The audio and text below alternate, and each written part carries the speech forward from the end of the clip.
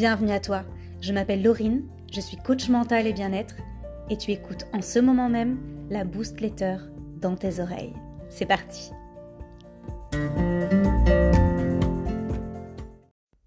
Es-tu tombé dans les dérives du développement personnel? Ah, le développement personnel, on pourrait en parler des heures, n'est-ce pas? Sauf que je me suis engagée auprès de toi au début de cette aventure. Rappelle-toi, le 30 avril, je te disais ceci. Ma newsletter se veut courte, pétillante et utile, sous format écrit et audio. Alors je vais synthétiser ma pensée, let's go. Voici, pour moi, les 4 principales dérives du développement personnel ou comment ton bien-être devient ton mal-être. 1. Être éparpillé.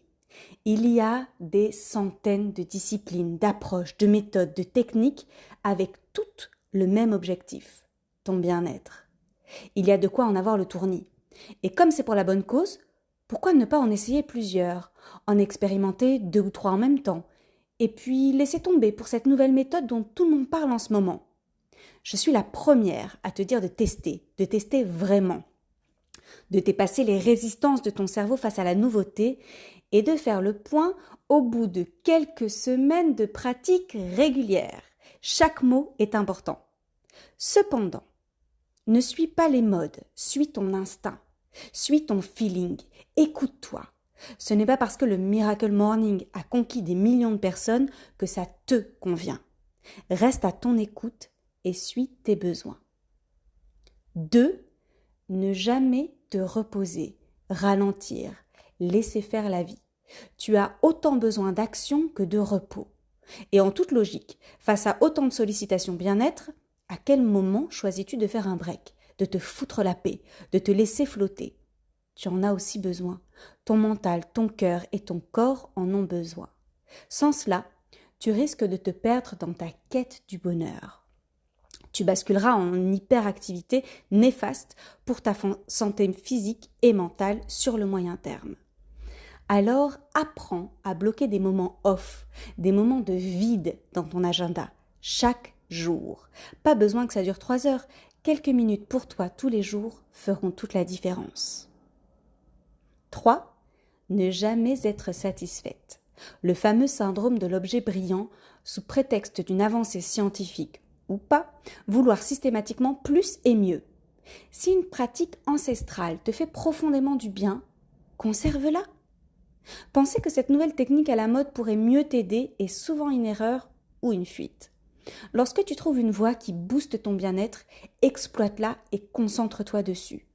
Ne te laisse pas charmer par les sirènes des réseaux sociaux. Ne te compare pas aux autres. L'herbe n'est pas plus verte ailleurs.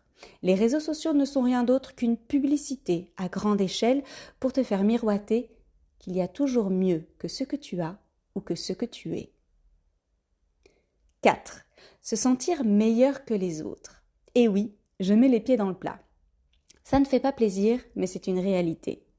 Je ne parle pas d'arrogance ici, uniquement d'avoir la sensation de détenir une info qui fait la différence en termes de bien-être et de vouloir que tout ton monde s'y mette. Lorsque tu as l'intime conviction de savoir quelque chose qui fait du bien, ça devient difficile de tolérer que tes proches continuent sur un chemin contraire, n'est-ce pas? L'expérience est une lumière qui n'éclaire que soi. Au mieux, et je t'y encourage, tu peux leur montrer le chemin. Cependant, ils sont les seuls à décider de l'emprunter ou pas. N'adopte pas une position de savante, de sage, de prof ou de coach. Ça ne marche pas. Tu n'auras aucun impact si la personne en face de toi n'est pas réceptive. Et ça vaut pour toi aussi. On a beau te répéter 100 fois un conseil, il ne prendra sens qu'au moment où tu seras prête à avoir le déclic. J'imagine que tu viens de penser à un événement en particulier dans ta vie. Je termine par un avertissement. Attention aux charlatans, aux recettes miracles, aux formules rapides qui vendent du rêve. Ça pullule sur Internet. Renseigne-toi, croise les données, récolte des témoignages. Je suis bien placée pour savoir que lorsqu'on est désespéré, on est prêt à tout pour se sentir mieux. Un jour, j'ai même failli acheter un bougeoir au pouvoir protecteur. Pas de jugement, je t'en parlerai dans une autre Boost Letter. As-tu déjà eu la sensation de tomber dans une des dérives que je viens de partager avec toi? Je serai très intéressée de lire ton témoignage. La submersion, l'éparpillement, la dispersion peuvent être évités. Trop de dev perso tue le dev perso. La vie n'est pas une course. Personne n'est en compétition du bonheur. Alors je te défie, plusieurs fois par an. Recentre-toi, fais le vide, trie tes activités, ton entourage, tes lectures, ta maison, tout. Et recentre-toi sur l'essentiel. Toi, tes limites, tes besoins, tes rêves, tes objectifs. Isole-toi, va à ton encontre, découvre-toi dans l'adversité. Tu rayonneras différemment sur ton monde, tu verras. Et si tu as besoin d'un petit coup de pouce, je serai ravie de t'accueillir à mon atelier bien-être en présentiel à Bruxelles le samedi 16 septembre à 15h au Ubuntu Café. Tu y apprendras comment apaiser tes émotions, comment diminuer ton stress et relâcher la pression efficacement. J'ai prévu pour toi un condensé de plusieurs disciplines et méthodes. Tu ressortiras de cet atelier avec des solutions concrètes à reproduire chez toi. Toutes les infos utiles sont disponibles dans le mail que tu as reçu ou sur mon site internet coachinglorine.com. À l'heure où je t'écris, il reste 6 places dispo.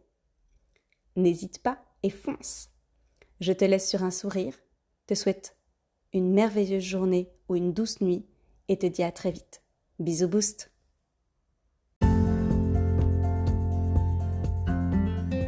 Je te remercie d'avoir écouté jusqu'au bout.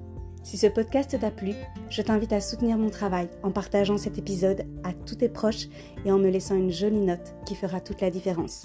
Je te dis à la semaine prochaine et en attendant, rendez-vous sur mon site internet pour aller encore plus loin. www.coachinglorine.com. À très vite.